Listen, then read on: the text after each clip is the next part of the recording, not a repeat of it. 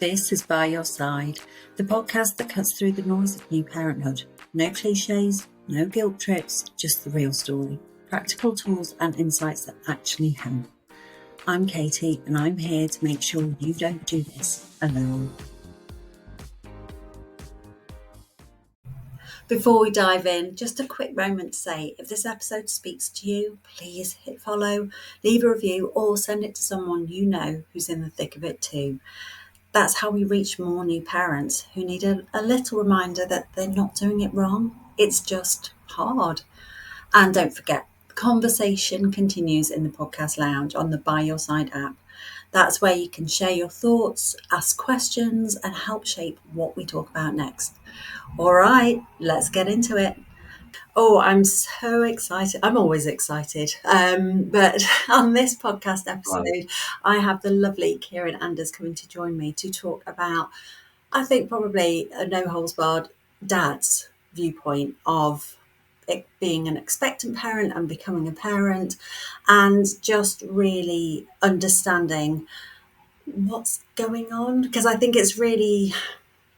Kieran, my viewpoint is dads get left out of pretty much the whole thing, certainly antenatally through pregnancy, and then kind of get sidelined to the point of, well, when they're two, they'll really need their dad.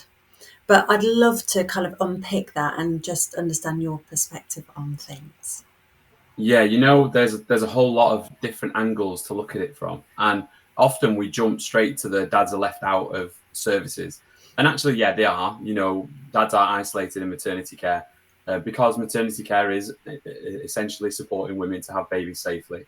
And most men are absolutely okay with that being the mission of maternity services and will support them with it. What they don't understand is that they do have a role. It just might not be the role that they expect or that they might even need because they're struggling. So helping to educate dads in that space can help them to have more agency in those services. So it's important that we think about dads from their perspective rather than from the professionals who all want to do more with very limited capacity. And then, we get past the birth and the baby's at home and you have health visitors visiting. Health visitors are much more tuned into what dads need, but they're usually 9 to 5 office hours. They usually really struggle with capacity as well. Their record systems aren't set up to include dads alongside children. So sometimes they have to open a separate record, or they might have third-party information. There's loads of GDPR issues around all of that as well. Yeah. So there's lots of things in place that become those barriers for dads being seen in those services. But because all of that happens, dads themselves exclude themselves. So they feel that they're not included in maternity. So why would they be included with health visiting? Why would they be included with perinatal mental health? And when men's focus is on mums being okay, then all of the services around them become something for dads to interact with when it helps mum, when it's supporting mum. And a lot of the research that we've got, particularly the Fatherhood Institute research, shows we need to start using dad-friendly terms. We're using the word dad alongside mum, alongside parent, not using a catch-all like parent for everyone, because that doesn't work for dads. So there's loads of that kind of ways to think about how they're isolated, why they're isolated. But the biggest part of it, and we've touched on it quite a lot in the media, on our social media recently, is intervention for dads is successful when dads reach it, but the engagement of dads into intervention is the bit where the gap is. And we always jump from universal care to intervention. We miss the engagement in the middle.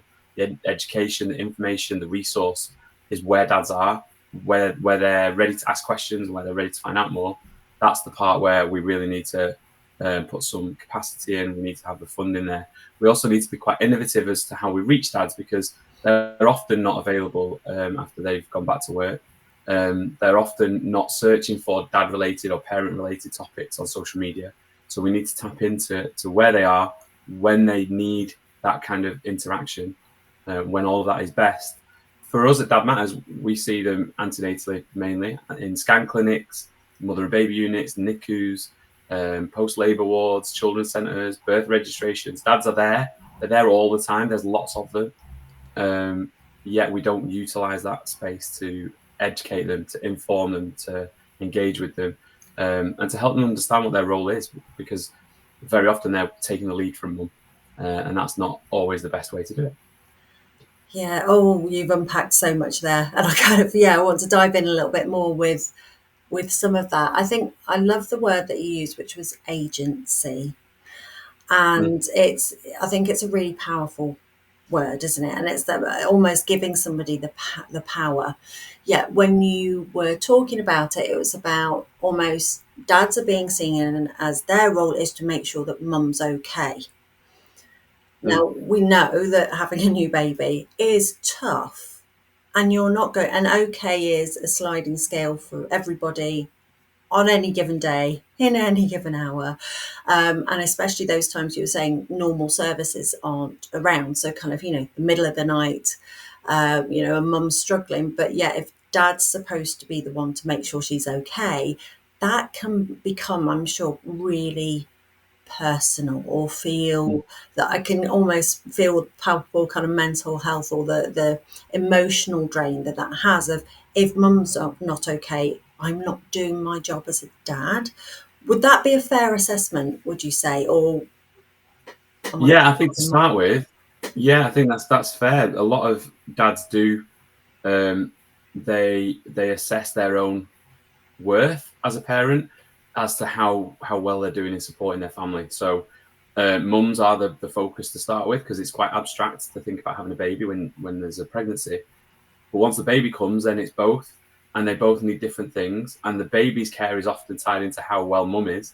So dads can feel all of that, and actually their usual mechanisms for being okay, they can't use. They can't speak to their partner about how their partner is, because that could be triggering. It might not be something that they feel they have the authority to talk about, or that even the education or the knowledge to talk about.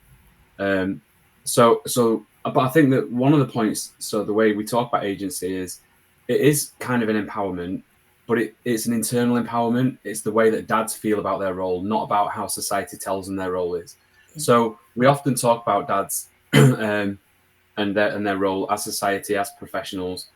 But I think most of the professionals that I speak to, health visitors, midwives, perinatal mental health teams, all of those people, they understand dad's role as a unique part of a family dynamic.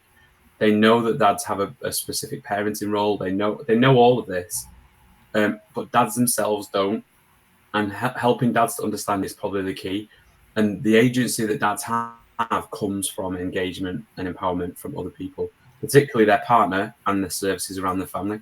So if we can improve that agency and that knowledge of not just what the role is. So yes, as a man, I would feel that I need to support my partner through pregnancy, through the early days of parenting, to understand her role. But I don't know her role any better than she does. So actually, we both need some kind of education. We need resources. We need support around us. That can be services like midwifery and health visiting, but it could also be third sector, like Home Start, where Dad Matters works from. But there's lots of opportunities for engagement that we miss, in particular for dads, but not so much for mums. But mums still miss out on some of that kind of support as well. So yeah, there's opportunities for improving agency through education and engagement. But I think some of the time it is dad's own self isolation that's the biggest barrier for us to overcome, and that's got to be done in a much more innovative way than we do at the moment. Yeah. So I'm just thinking, if I'm a dad listening to this now, I can kind of hear, yeah, there's a role obviously in making sure that my partner is okay as Hmm? mum, but I'm kind of hearing from you that there's more to it than that, and it's about establishing what my role is, but not necessarily what I think my role is, because it's very easy as a parent to get trapped into thinking what.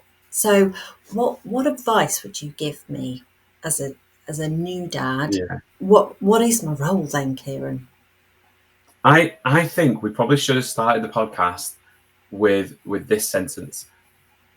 Babies are the most important person in the dynamic of a family. And if we think about babies at the center, then we know that babies need input from parents. They need attachment to caregivers. That includes dads. Through evolution, we've seen the dad role has evolved to be a very specific part of family dynamic.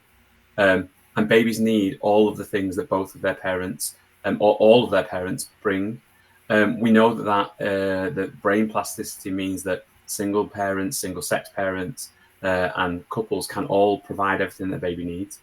And it's based on that village approach. We talk about that village all the time, don't we? Yeah. So with that as a preface, what we really want dads to understand is that your hormones are going to change when you have a baby. That's going to make you feel different, act different. Your behavior might change, and the way you react to things might change. That's things like testosterone levels, prolactin levels, vasopressin levels. They're going to change to help you be a better dad. And leaning into it is a good way of understanding what being a dad is. You will also have natural instincts as to how you interact with your baby. Men tend to be much more physical, much more roughhousing, much more playful. And so some dads think when the baby's a bit older, when they're toddling, that's when I can start wrestling with them. I can start throwing them in the air. And actually, when they're very little, they're a bit fragile, and I can't do all of that stuff that feels natural. But all of that play comes from those interactions like blowing raspberries on a tummy, tickling feet, pulling funny faces, making funny voices, telling funny stories. All of that is a kind of a build up to that roughhousing, interactive risk taking play. So we know that dads have a much better playful relationship with their baby because that's where they share those peaks in oxytocin. That's where the bonding happens for dads and babies. Whereas for mums, it's more nurturing. It's more about the care and the love and the inward kind of dynamic. But for men, they face the babies at the world. So if we can help dads to understand that, yes, your hormone levels are going to change. The way you parent is natural, and you need to figure that out and learn your baby's cues because your baby is unique. They don't come with a manual, so you need to have a look and see how do they interact with you? How do they like light? How do they like sound? How do they like to be cuddled? How do they like to be consoled? All of those questions are really good for you to ask yourself when you're with your baby. And then finally, it's about communication with your baby, especially at the center of everything. How do you communicate with them, and how do they communicate back? But also with your partner, with the services around your family, with people outside of your family, with society, with your workplace, and with support services that might be able to help you with things that you're struggling with. And so 3 things. You are going to change. It's completely natural, and you can learn how to do it, and you should learn how to do it. The baby needs to be at the center of that all, and you need to communicate with people. Oh, that's huge and fabulous, because I think it's so easy. I think there is an emerging understanding for mums. They call it matrescence and the kind of rewiring of your brain. And I know there's been a lot more studies into that almost go, do you know what? If you don't feel quite right today, if you feel hypersensitive today, if you feel very emotional and then it swings, that's why. There's Yeah. reasons why. And what's really lovely, Kieran, as you say, that is exactly the same. Not exactly the same for dads, but dads go through a change also. And Yeah. that helps to normalise, actually, do you know what? I don't feel right. Or I don't feel as bonded as I thought I might at this point. Or I feel more emotional than I did. Actually, you're going through a biological change as well as a dad. And I think that's huge. That's a real leveler, Kieran, to Yeah. understand of, this isn't, you're not being silly, you're not overthinking things. I'm just thinking back to something my husband at a later date said. He became hypersensitive to any kind of threat. Mm. Even like the first time we went on a roller coaster afterwards, it was just that almost hypersensitive of, I've got to be able to get off this because I need to protect my family. And actually that being very biologically driven is a real leveler, isn't it? It Yeah. takes it away from being, I'm being silly, to like, oh, this is the change happening in my body and I understand it. But what's really beautiful about what you said is about the child being the center of that, and you can still fulfill and be how you want to be without having to like wait till they're 2. It's about Yeah. forming that connection and understanding your child and responding to that. Because I was going to pick up on kind of like attachment and what attachment meant, but I think you talked that through really beautifully, of that understanding of your child and responding to them Mm. helps that bond. Would that be a fair assessment of Yeah. attachment? 100%. I think there's some really good ways of being able to do this. we at Dad Matters, we use the NBO, which is the Newborn Behavioural Observation from the Brazelton Centre. Oh, And okay. not, We'll drop a it's not link in the podcast to that one. yes, that'd be amazing. So it's not an assessment of a baby. It's really just just observing how they interact with the world and helping parents to understand what their babies like and don't like. We do it in the first 12 weeks, and mums and dads can observe it with a practitioner. A lot of health visitors can do it. A lot of midwives can do that too. So if people want to kind of understand their baby a bit more, something like that is a really great way to help. There's also parent-infant relationship services across the UK now. We don't have them everywhere. I think there's over 50 now, but they're a really great resource for anybody that feels like they're struggling with that relationship. And yes, sometimes dads are playing catch up. We've not had 9 months of pregnancy. We've not had shared hormones with the baby physically. Babies know when mums are stressed. They know when mums are calm. They know all of that. And there's also the kind of microchimerism. I think that's what it's called. Oh, okay, right. And What that's does how that mean? kind of. So babies have unique DNA, obviously, from mum and dad, and mums have their own DNA. But when mums are pregnant, part of baby's DNA ends up in mum's body, and they kind of share each other's DNA, and that lasts forever. Which is a really, just as a tangent, is a really nice way for a lot of families who've experienced loss to think about the baby being a part of mum still. Yeah. Like you're still sharing that bond, and that doesn't happen for dads, which does put us on a bit of a back foot, really, when it comes to building attachment. But it doesn't mean we can't do it, and we do it through play rather than through nurture, and that feels like a really comfortable way for us to do that. There's some really important ways to do it, some really key things, and most of them are really simple. Things like skin to skin and touch and baby massage is great for babies to build attachment. Then we think about interaction, so vocal interaction, physical interaction. Talking, reading, singing are brilliant. But when a partner's pregnant, especially if it's your first baby, it does feel quite abstract that you're going to become a dad eventually. And talking to a bump feels weird. So one of the things we encourage practitioners to talk about is talk to the baby in the bump, not just talk to the bump. Yeah. Because we need to have that psychological edge that this is a baby, this is my baby, and when they arrive, they're already going to know my voice. So I need to keep doing this. We help them to understand what that looks like for that pregnancy period as well, and set them up in the right way for later on. Yeah. Oh, I love that. I was going to pick up on that because they talk about baby knowing mum's voice because obviously they're with baby all the time. But what you're saying is, and what I was going to lead to, is that dads have that input too, and actually reading to baby in the bump, in the womb, or singing, or just even hearing dad's voice is really, really powerful and important, and has that connection and bond because the baby recognizes those voices over any and above other voices as well, and is attuned to it. And also, babies feel how mum feels when they hear dad's voice. So if you've got a really calm relationship, if mum's really stressed and dad's talking to mum and mum calms down, babies know all of that and feel the same way. We can help babies to understand us before they're born. But because that's not a two-way street for dads in the way that it is for mums physically, dads often just avoid it and think, well, we'll just do that later. It'll happen later. Yeah. But we want to start doing it as soon as we can. Oh, that's so powerful. I wonder, Kieran, would you mind talking about kind of your dad journey, your becoming a parent, Oh, wow. and maybe talking about Dad Matters, because I think that's just so powerful what you do. And although it's UK based, I just think hearing a bit about your kind of journey and what you're doing now would be really, really important for dads to hear and understand.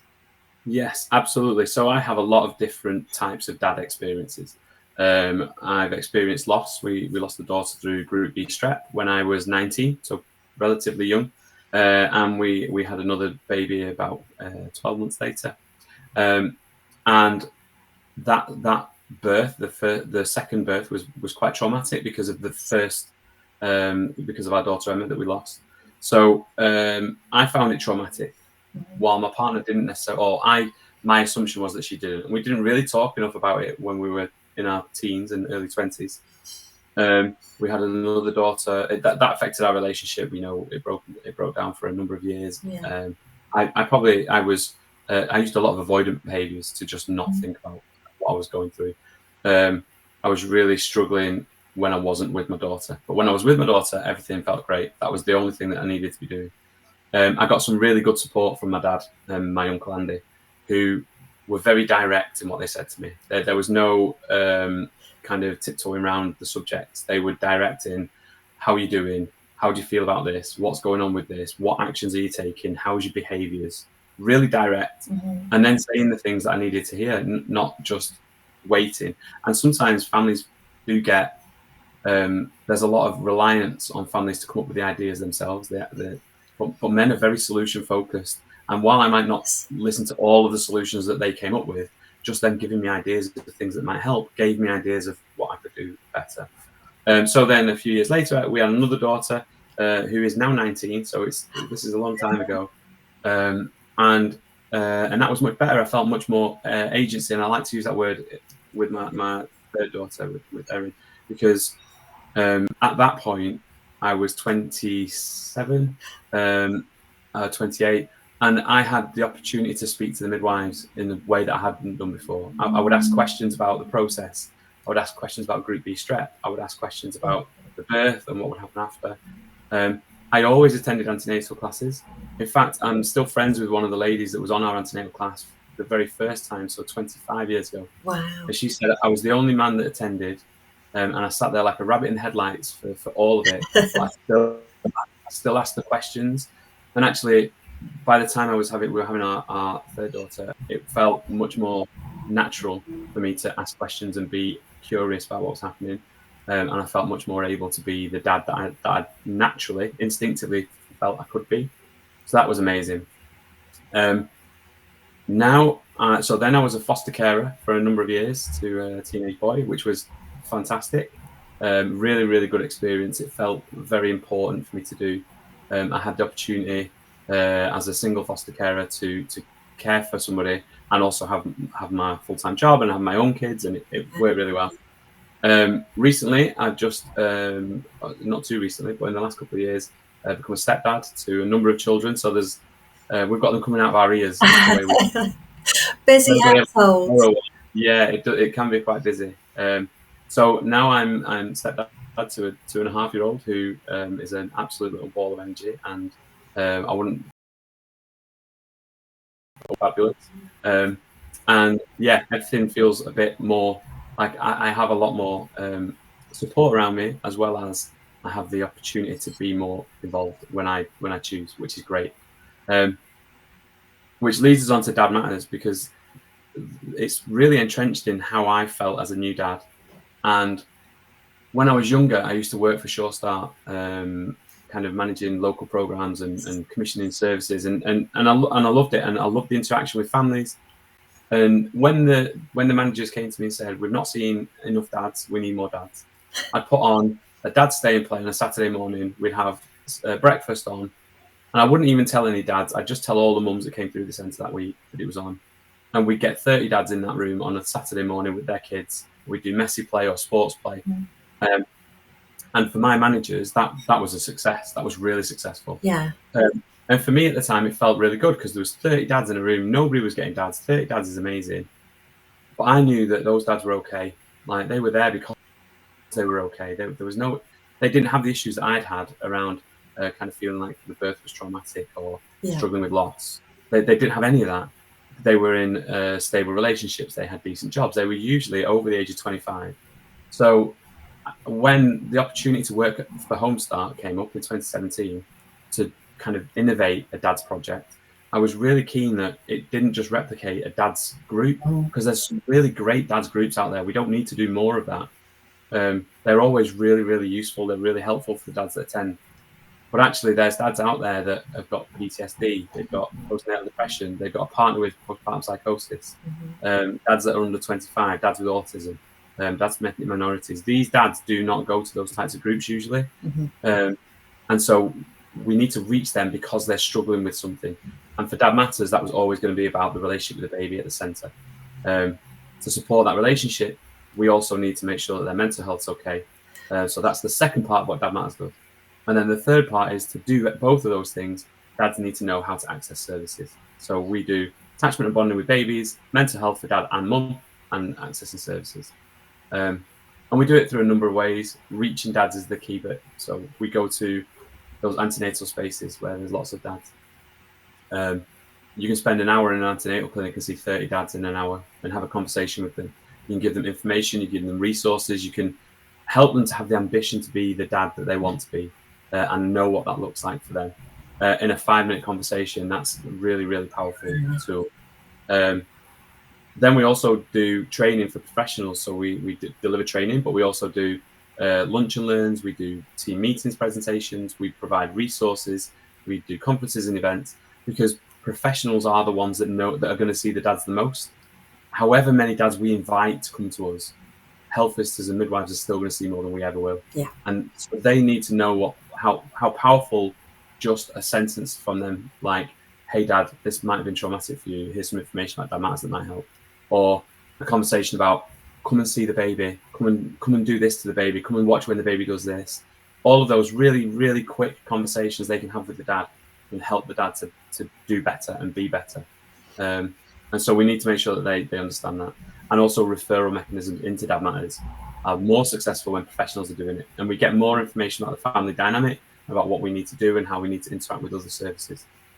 And then the third thing within that is all about the one-to-one support that we offer dads. So we do have some groups when we have all of the core elements built up. The core sort of, the added value might be a walk and talk in the park, might be a stay and play, it could be a coffee drop-in. There's plenty of other kind of iterations of what it might be for dads. And we aim it at the dads who are referred in. So those one-to-ones getting support, it's like a group scenario for them. And then we feed them into the community. We don't kind of keep them to ourselves. We want to support them, help them feel like they're in a place that's better, and then get them out into the community activities that they can find. And then in those one-to-ones, we use outcomes measures around mental health and around bonding with babies, around setting goals for dads. In the last 8.5 years, 9 years, we've seen 40,000 dads in a universal space. We've supported just under 2,000 dads in one-to-one support, and we've trained around 15,000 professionals, trained or engaged 15,000 professionals. To put that into context, in the last financial year, April to March, we saw 13,000 dads in the universal space. Of that 40,000, we supported around 800 or 900 one-to-one, and we saw about 2,500 professionals. So we're really reaching dads in numbers that just haven't been seen before. We have around 39 coordinators across 30 home starts across about 25 geographical areas, and some of them are quite new within the last year, and some of them have been running for 8 years. So yeah, it's been a really, really good project to kind of get my teeth into.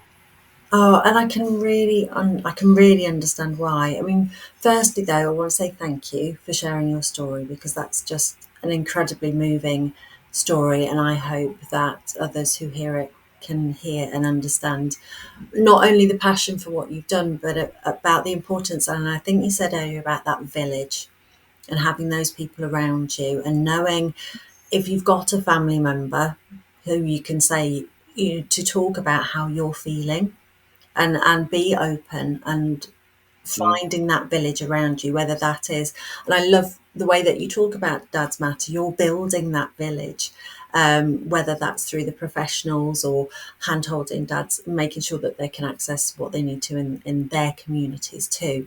So I think the biggest thing for me would be hopefully that somebody would take that and say, there are people and there are networks. And I appreciate somebody might not be listening to this in the UK, or might not be able to access Dad Matters where they are, but hopefully it's that understanding of there are professionals.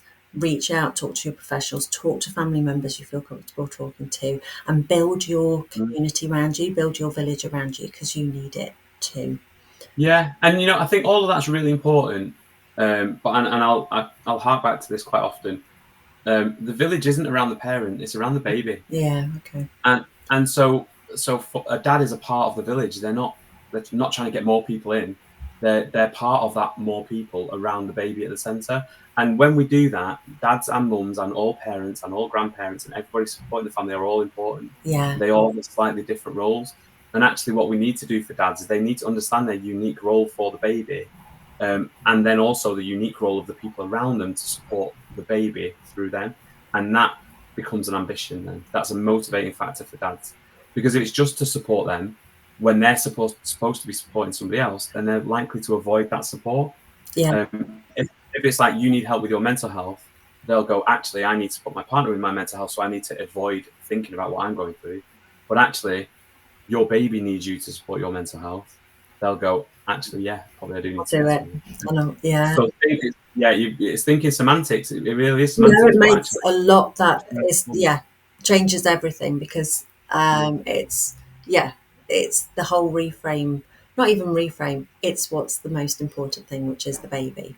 And yeah, as a dad, I know from dads that I've spoken to, and my husband being one, about they, you will walk over broken glass for your child. yeah, So if that means making sure that you're okay so that you can support your child, that's why it becomes really important. yeah. I love that. I love the way you compared that to broken glass, because yes, I would absolutely walk over broken glass for my kids. But having the knowledge and the agency that I have now, I would put a pair of shoes on first because I'd get there quicker. Oh, I love And I think it. Oh, when you think about it like that, it's the old allegory about the masks on the plane. You put yours on yes. first so that you've got the opportunity Yeah. to help other people. But we're often lost in the chaos of parenting, and we're trying to do quick wins or manage crisis within a situation where we're not looking after ourselves first. And that's not looking after ourselves at the expense of others. It's looking after ourselves so we have more to give others. And that feels like a really important point for that. Hugely. I think so. The last question that I want to ask you is, with the beauty of hindsight and obviously the extensive experience you now have, if you could go back in time to when, what advice would you give the younger you? Oh, that's hard.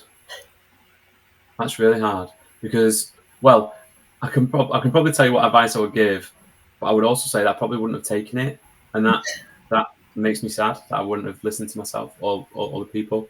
And like I said, I had support around me that helped me, but I didn't really feel like it helped me until I was in my mid-20s. I didn't really take that advice until I was in my mid-20s. Um, but the advice that I would definitely be giving myself would be around reflection. Sit with the feelings, don't avoid them.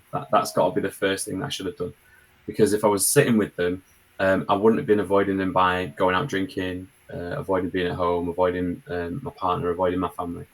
Um, and the only thing that I didn't avoid was the baby, and I wanted to be with the baby as often as I could. And when I couldn't be with them, that was the point where I struggled. So sitting with it, um, but not on my own. Like, there was people offered to speak to me. There was people that didn't understand what I was going through that offered to speak to me. But there was people that were central to my experiences that I should have talked to as well. Like my partner, like my dad, like my uncle. They were there really expecting, no, not expecting, offering more opportunity. And I didn't take it, and I should have done, without doubt. It's the beauty of hindsight, but that is a really beautiful notion to leave everybody with, of kind of sitting with what the feelings that you're going through and taking help when it's offered. Kieran, thank you so much. I am so inspired by your journey and what Dad Matters is doing here in the UK. Obviously I'll drop links in the show notes, and yeah, it's just an absolute privilege to talk to you and to hear about your story and the journey of Dad Matters. Thank you so much. No worries. Thank you for having me. Anytime you want me on, I can talk about Oh, lots of other I think we things. we'll have another, definitely have another call at some point. Fantastic. Thank you. Thank you.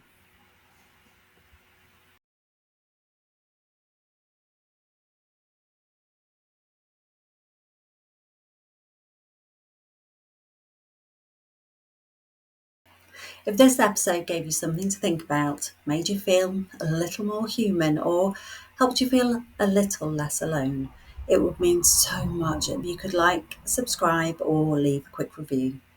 It's a small thing that makes a big difference. And if you want to talk some more about what came up today or ask a question for a future guest, come hang out in the podcast lounge inside the By Your Side app. It's free to join and it's full of people who get it.